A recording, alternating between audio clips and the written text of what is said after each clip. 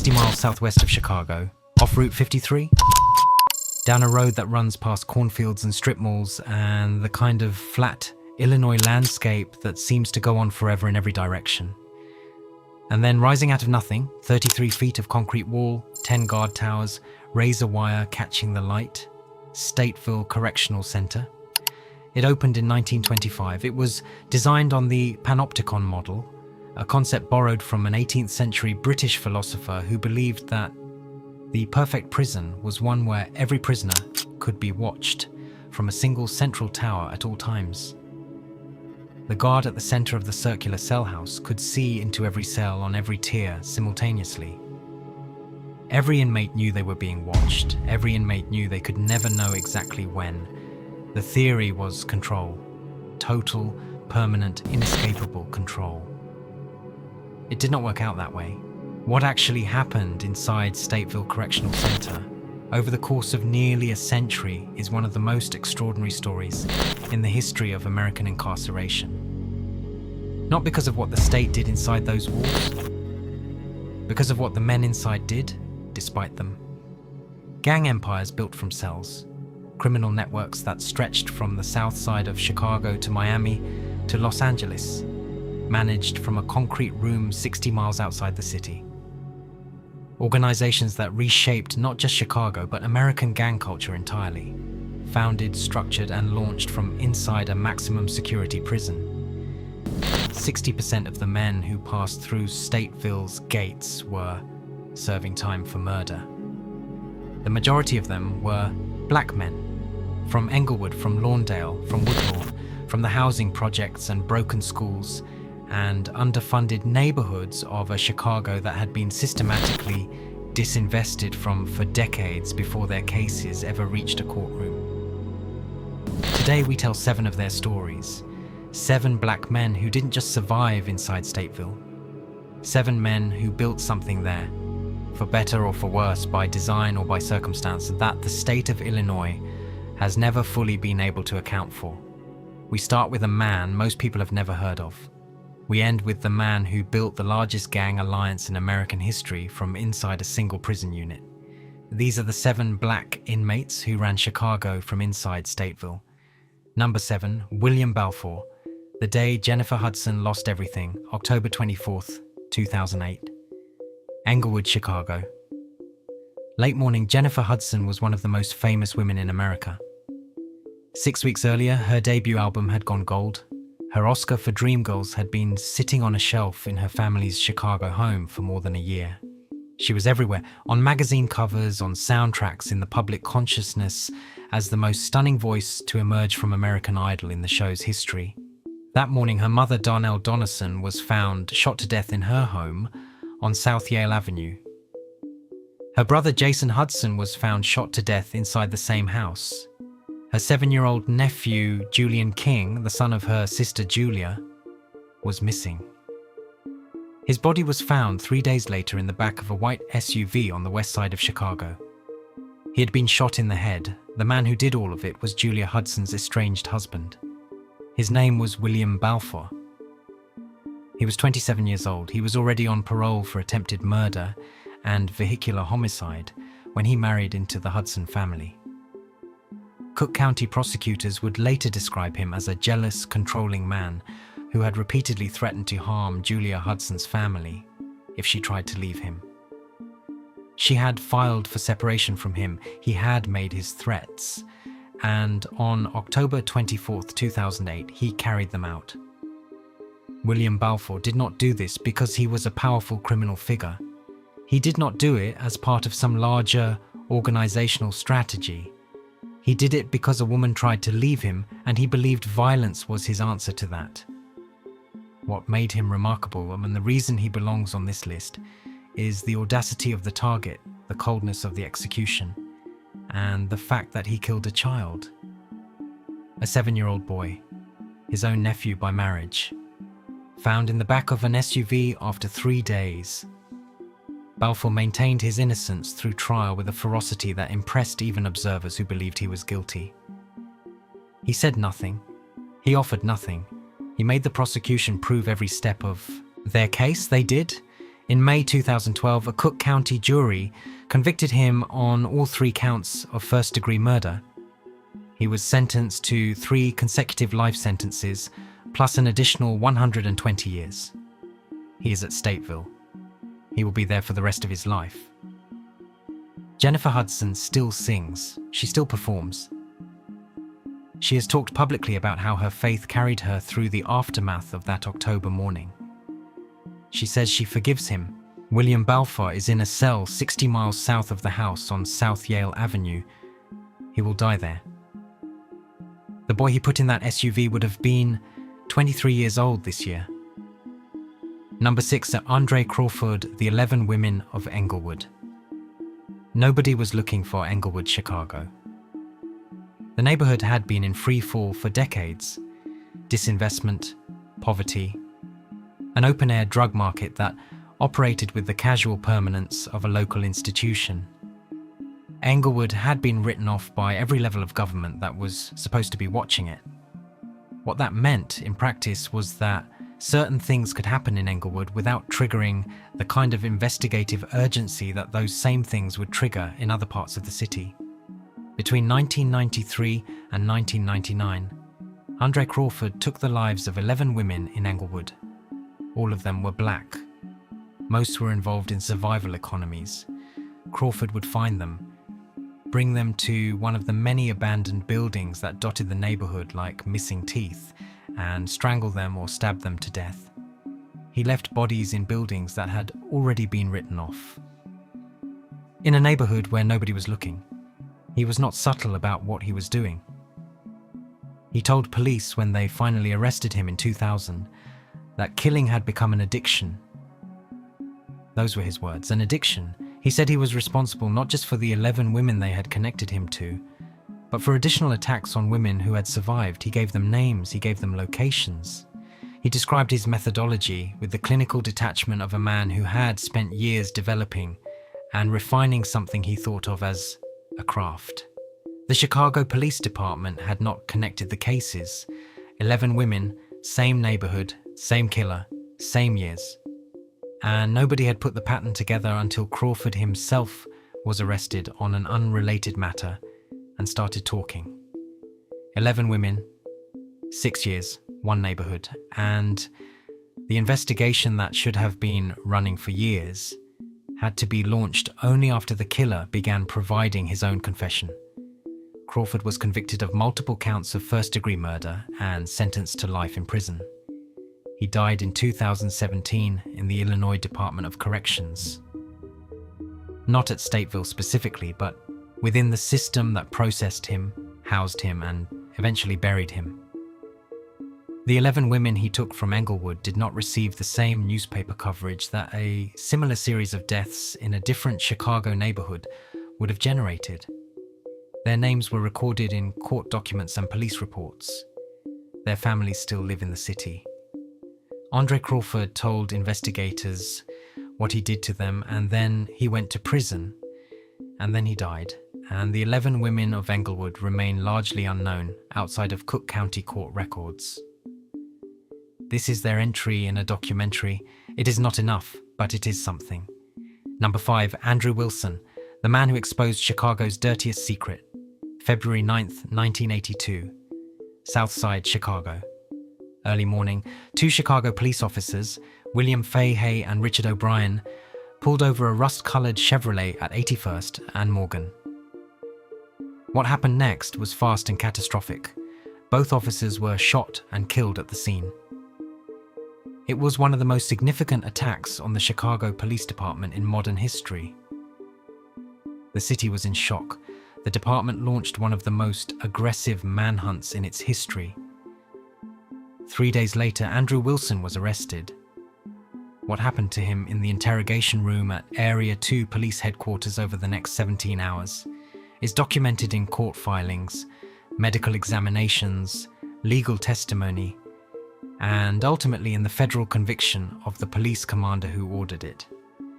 Wilson was punched, he was kicked, he was handcuffed to a radiator and burned. He had a plastic bag placed over his head repeatedly until he lost consciousness.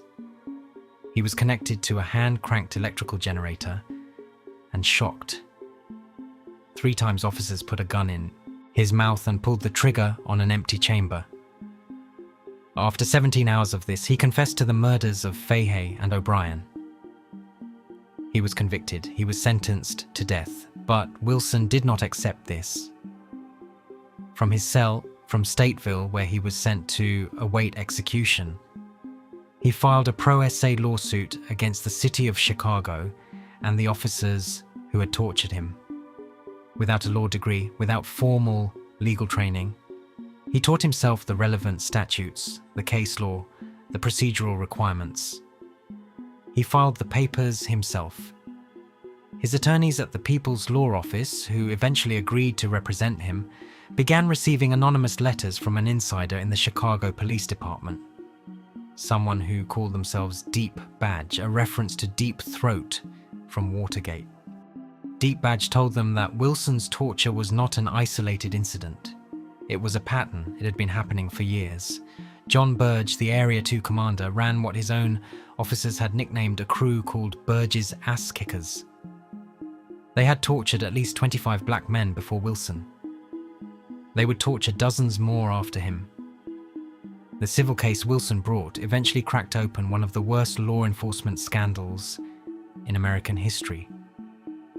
Investigators confirmed that John Burge and his detectives had tortured more than 110 black men over 2 decades.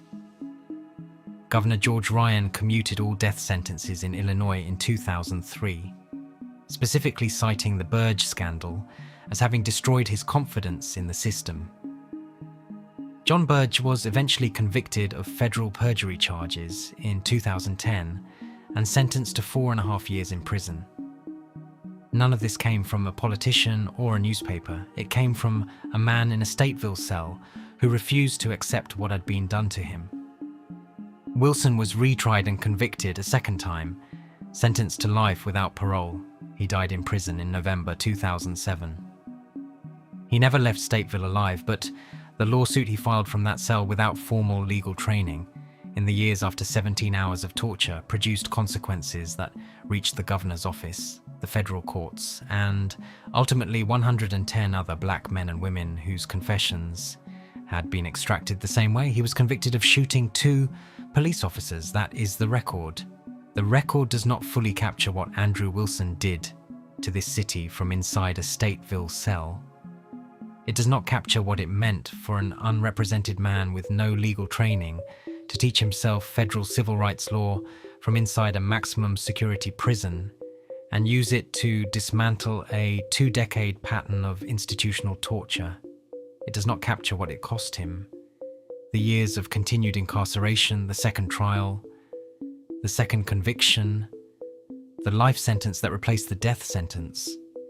The city of Chicago eventually paid more than $100 million in settlements connected to the Burge torture cases. John Burge served less than 4 years in federal prison. Andrew Wilson served the rest of his life in the Illinois Correctional system. He died in November 2007 inside the institution that had housed him for 25 years. The men he helped free, the Death Row 10, the torture survivors whose false confessions were eventually overturned. Some of them have spoken publicly about what Wilson's lawsuit meant to them. He opened a door, they say. From inside a Stateville cell with no law degree and no resources, he opened a door that had been bolted shut by the city, the police department, the state's attorney's office, and every other institution that had been protecting John Burge for 2 decades. That is Andrew Wilson's legacy, not the murders of Fahey and O'Brien for which he was twice convicted. The lawsuit, the door, the 110 names that eventually came out of the darkness because a man in Stateville decided not to be quiet. Number 4, Henry Brisbane Jr. Nobody deserves the death penalty more. June 3rd, 1973, Interstate 57, Southern Cook County, Illinois. Late night, a Chevrolet Caprice was forced off the highway by a car carrying 4 men. The men approached the vehicle. One of them was holding a 12-gauge pump-action shotgun. He ordered the woman driving to get out. He ordered her to strip. He ordered her to climb through a barbed wire fence. at the side of the road. She begged for her life as she climbed. He thrust the barrel of the shotgun where no weapon should ever be placed. He fired. He watched. Then he fired again.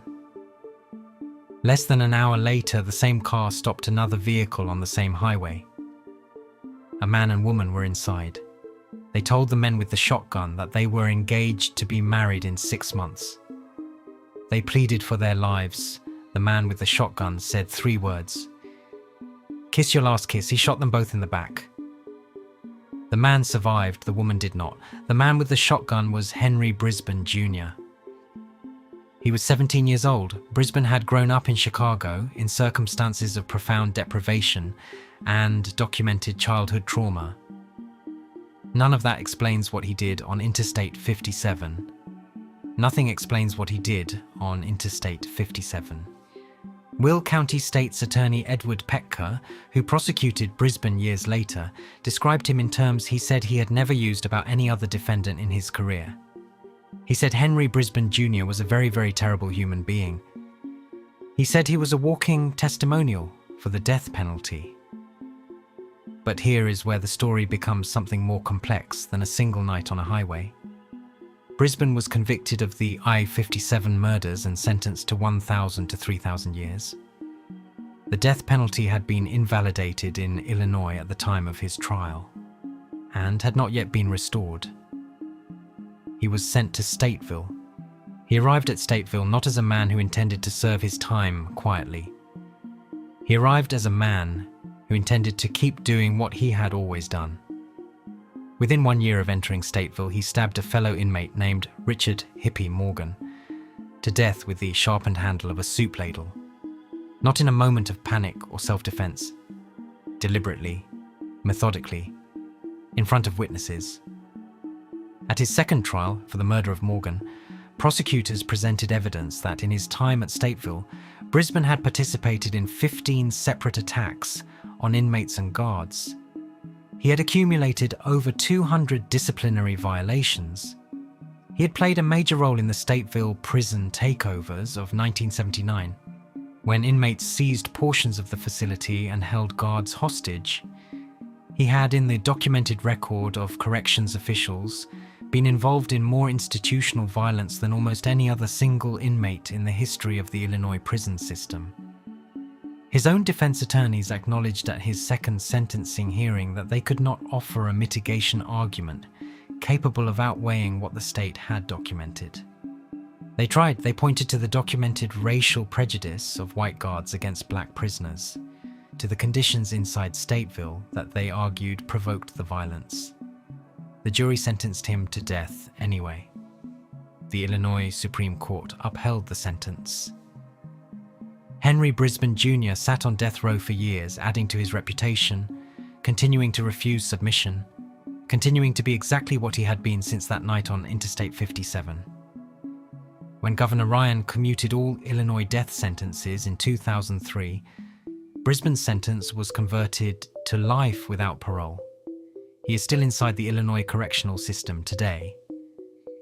Moved from facility to facility as the state has determined appropriate, serving a sentence so weighted down with time that it has long since ceased to be a number anyone calculates. He gave an interview to Time magazine in 1983 while on death row that has never been forgotten by anyone who read it. Asked about the death penalty, he said, "I don't see that happening to me. What would killing me solve? Isn't that just another murder? If I got to die, it's going to be of natural causes." Edward Petka told the same magazine that on the day Brisbane dies in the chair at Stateville, he planned to be there to see that it was done. Nobody, Petka said, deserves it more. The chair was never used. Henry Brisbane Jr. is still alive. Number 3, Jeff Fort, the man who tried to buy a war from Gaddafi North Lawndale, Chicago. A teenage boy named Jeff Fort formed a street organization on the west side of Chicago. He was a high school dropout from a neighborhood that had already been identified by city planners, insurance companies, and mortgage lenders as a place that did not merit investment. The organization he formed was called the Blackstone Rangers. It would eventually become the Black Pea Stone Nation. one of the most powerful and most politically connected street organizations in the history of Chicago. Fort was not simply a gang leader in the traditional sense. He was a political figure. In the 1960s, he negotiated directly with the federal government for a $1 million Office of Economic Opportunity grant to run youth programs in the Woodlawn neighborhood.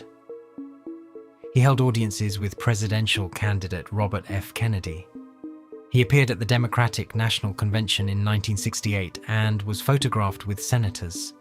He was in the assessment of federal investigators who later built a case against him, a man of exceptional intelligence and organizational ability who had directed those abilities entirely into criminal enterprise.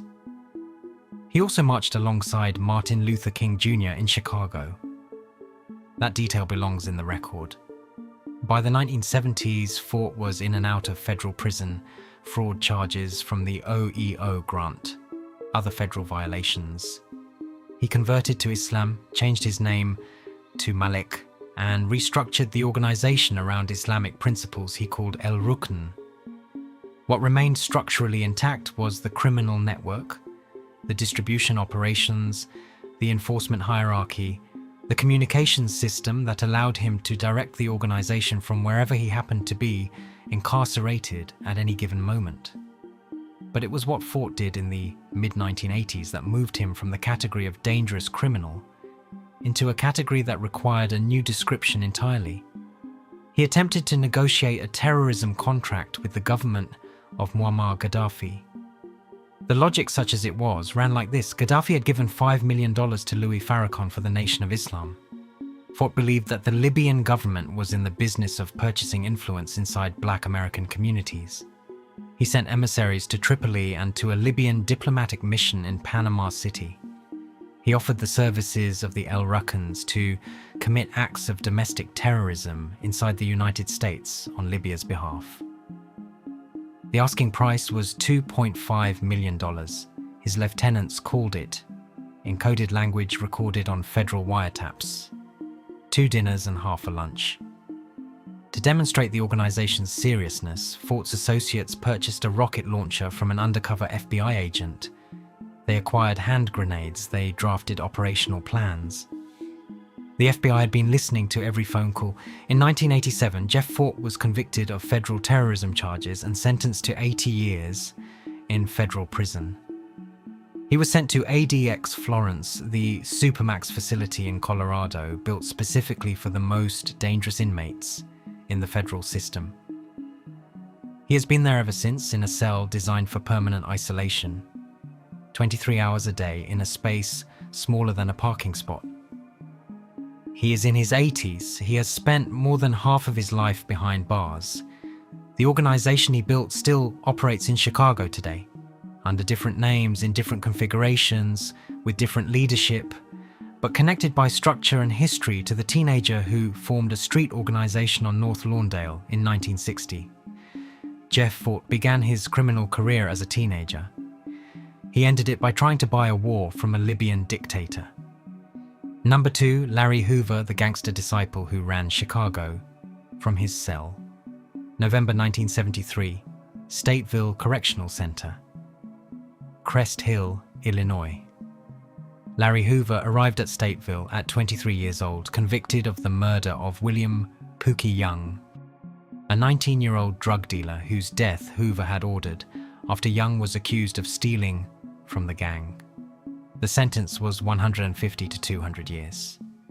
The judge delivered it with the intention that Hoover would spend the rest of his life inside these walls, and that would be the end of what he represented. The judge was wrong. Hoover had grown up in Englewood, the same neighborhood as Andre Crawford, the same neighborhood where 11 women would be taken 2 decades later with nobody looking.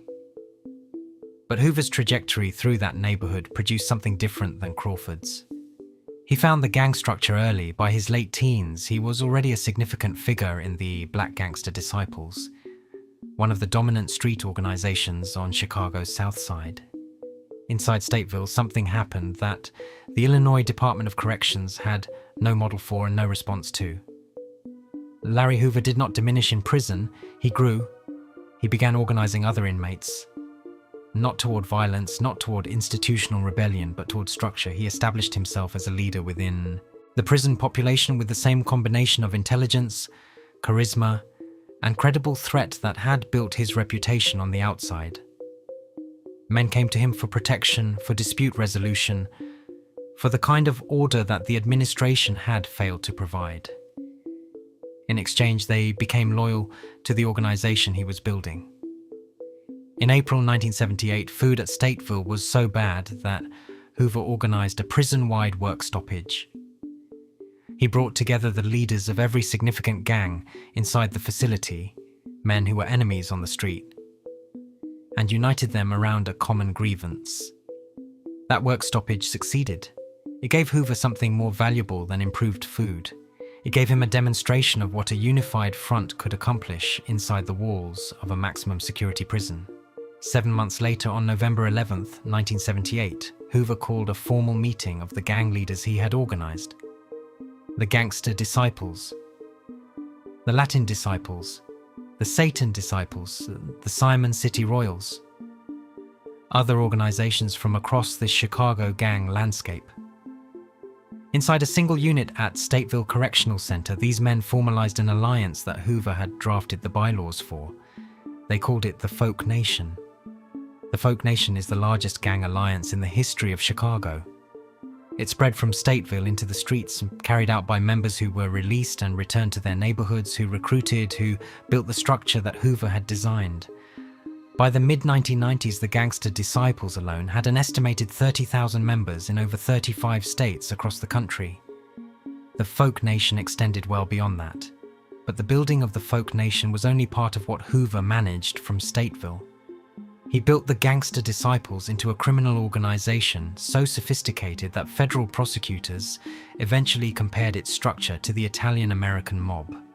Not because of the violence, though there was violence, but because of the hierarchy, the levels of leadership, the dues structure, the discipline, the ability to coordinate criminal activity across state lines from a prison cell 60 miles outside Chicago. In the 1990s, a federal wiretap investigation produced evidence that Hoover was receiving conjugal visits inside Stateville, that his top lieutenants enjoyed similar privileges, that 30-pound shipments of marijuana were being delivered to the facility, that he was directing a drug distribution network that federal prosecutors described as a continuing criminal enterprise with revenues in the hundreds of millions of dollars. He was conducting business from inside a maximum security prison, while serving 150 to 200 years for murder. In 1995, a 5-year undercover federal investigation culminated in Hoover's indictment on 40 counts. Conspiracy, extortion, drug charges, related to his operation of the Gangster Disciples from prison. He was transferred to the Metropolitan Correctional Center in Chicago, tried in federal court, convicted and sentenced to 6 additional life terms in 1998.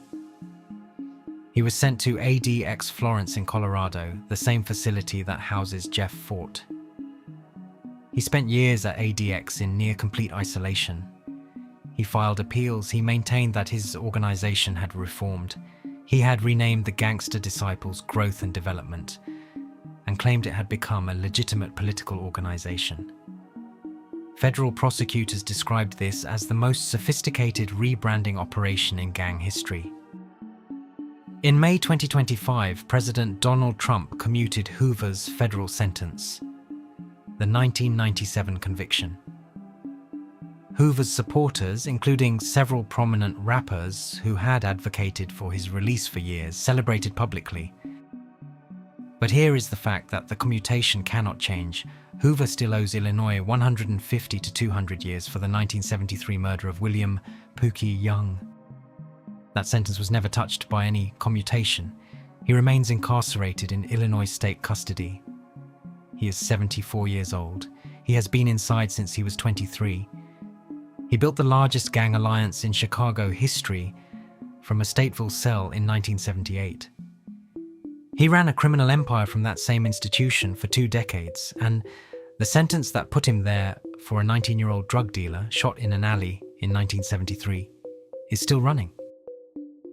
Larry Hoover's story is not finished, but it is in the most important sense already written. The folk nation exists. The gangster disciples exist. 30,000 members across 35 states, all traceable back to a work stoppage over bad food and a meeting inside a Stateville prison unit on November 11th, 1978.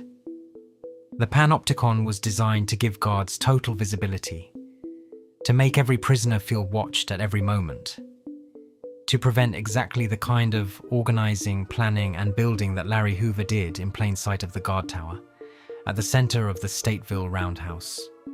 It did not work. Number 1, the folk nation. What was born inside Stateville on November 11th, 1978? There are places that become more than themselves. Gettysburg is a field in Pennsylvania. Dealey Plaza is a street corner in Dallas. And the interior of Stateville Correctional Center's F House, the Panopticon Roundhouse with its single guard tower rising at the center and cell tiers circling it like the rings of a target, is a room inside an Illinois maximum security prison 60 miles southwest of Chicago. These places became more than what they were because of what happened in them. On November 11th, 1978, inside that prison, Larry Hoover formalized an alliance between rival Chicago gangs that would change the landscape of American organized crime for the next half-century. But to understand what the folk nation actually is, what it represented, what it produced, what it means for the story of black men in American prisons, you have to understand the world that created it. By 1978, Chicago's black communities had been systematically stripped of almost everything. The Great Migration that had brought hundreds of thousands of black Southerners to Chicago between 1910 and 1970 had placed those families in neighborhoods that were then redlined, identified by banks and insurance companies as too risky to invest in, which meant the homes decayed, the businesses closed, the tax base collapsed, and the schools deteriorated. Robert Taylor Homes and Cabrini Green and the other public housing developments that were built in these neighborhoods were not built to support communities. They were built to concentrate poverty in geographic isolation, away from the white neighborhoods of the North Side and the suburbs that were being built simultaneously with federal subsidies those same black families were taxed to provide. The gangs that formed in this environment did not form in a vacuum. They formed because the institutions that normally provide young men with structure, purpose, and community had been systematically defunded. The churches were there, the families were there. But the jobs, the schools, the economic infrastructures, these had been withheld or stripped away. When Larry Hoover organized the folk nation inside Stateville on November 11th, 1978, he was doing what the state had failed to do outside those walls for decades. He was providing structure. He was establishing rules, hierarchies, dispute resolution mechanisms, and a collective identity that gave men who had been told they were worth nothing a sense of belonging and purpose. The fact that this structure was used for criminal enterprise, for drug distribution, for violence, for the kinds of harm that destroyed the same communities it claimed to serve, is not a contradiction. It is the predictable outcome of building organizational power in an environment where the only economy available is illegal. The folk nation today has members in Chicago, in Detroit, in Milwaukee, in St. Louis, in Atlanta, in cities across the South, in federal prisons from Marion to ADX Florence. Its founding documents, bylaws drafted primarily by Larry Hoover and formalized on November 11th, 1978, still circulate inside American correctional facilities. Its symbols appear on walls in neighborhoods across the country. All of it traces back to one room in one prison on one day. The panopticon was designed to make invisible resistance impossible. Jeremy Bentham's theory was that a prisoner who never knew when he was being watched would eventually behave as though he was always being watched. That the structure itself would produce compliance without the need for force.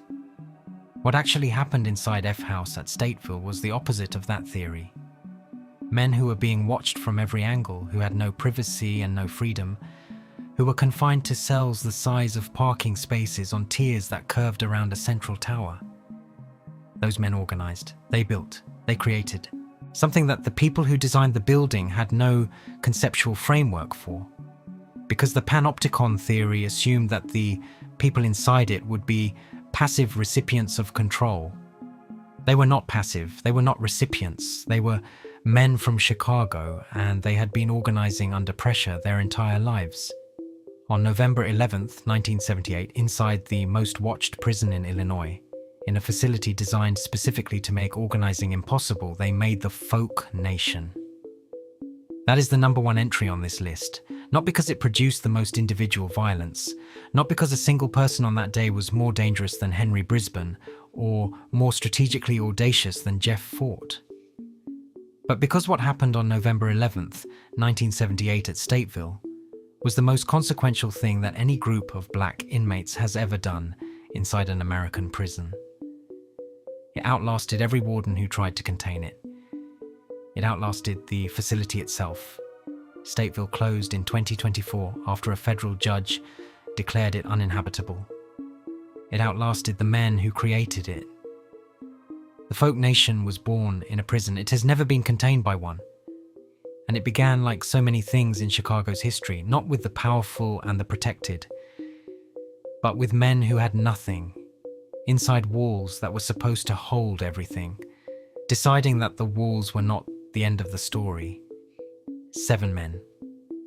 7 stories. One prison that has been holding black men from Chicago since 1925. William Balfour put a 7-year-old boy in the back of an SUV because a woman tried to leave him. Andre Crawford told police that killing had become an addiction, and nobody noticed 11 women were missing until he started providing his own confession. Andrew Wilson survived 17 hours of torture and then spent years in a Stateville cell filing the lawsuit that exposed 110 other victims of the same system. Henry Brisbane arrived at Stateville already carrying 1,000 to 3,000 years and immediately began adding to it with a soup ladle. Jeff Fort marched with Martin Luther King and then tried to purchase a terrorism contract from Muammar Gaddafi. Larry Hoover organized a work stoppage over bad food and had ended up building the largest gang alliance in Chicago history. And on November 11th, 1978, inside F House at Stateville Correctional Center, the Folk Nation was born. These 7 stories are not a simple narrative. They are not all stories of monsters or all stories of victims. They are stories of black men inside an American institution that was designed for control, and what happened when that control failed to account for the full human capacity of the people it was trying to contain. Stateville closed in 2024. The buildings are still standing. The Panopticon Roundhouse, F House, the only remaining structure of its kind in the United States, is considered historically significant. It will not be torn down. The Folk Nation is still operating in Chicago, in 35 states, in the federal prison system where Larry Hoover spent 20 years after Stateville. The panopticon theory was that visibility produces compliance, that watching people makes them behave, that the structure of surveillance is itself a form of control. Stateville's history is the proof that the theory was wrong. Drop a comment below. Tell us which story you had never heard before today. Subscribe to Dr. Me Is Who, because the stories that matter are the ones nobody else is telling. Retention bombs. William Balfour was already on parole for attempted murder when he married into Jennifer Hudson's family. Julian King was 7 years old. His body was found in the back of an SUV 3 days after the murders. Andre Crawford told police killing had become an addiction. 11 women? 6 years. Nobody connected the cases. Andrew Wilson filed his own federal civil rights lawsuit from a Stateville cell without a law degree. Andrew Wilson's case exposed the torture of over 110 black men by Chicago police. Henry Brisbane told Time magazine the death penalty won't happen to me. He is still alive. Henry Brisbane accumulated over 200 disciplinary violations at Stateville. Jeff Fort negotiated with Libya using the code phrase 2 dinners and half a lunch for $2.5 million. Larry Hoover received £30 marijuana shipments and conjugal visits while serving 150 to 200 years. The Folk Nation was founded November 11, 1978 inside Stateville. It now has members in 35-plus states. Stateville's F House was the last remaining panopticon prison in the United States. The prison designed to make organizing impossible is where the largest gang alliance in Chicago history was born. Stateville closed in 2024. A federal judge declared it uninhabitable after 100 years of operation.